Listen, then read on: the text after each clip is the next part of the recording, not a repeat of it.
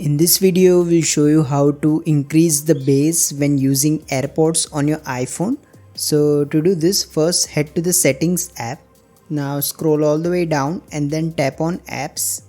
In here, you will need to find the Apple Music app, which is the default music player. Once you have found it, simply tap on it. Here you should see this EQ option. Simply tap on it. Now in here you will need to find the bass option, so you will see this increase bass option. Simply select it and you should notice the difference. You can also select one of the other music patterns from here. If you are using Spotify, you will need to go to this profile tab in the top left corner.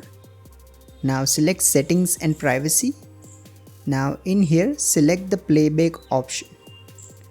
Now here you will need to select this equalizer option. Now finally you can select the bass option from here. So we'll just select bass booster. You can also tweak these settings manually if you want while listening to the music. If you find this video useful, please don't forget to like and subscribe to Glitch Guru.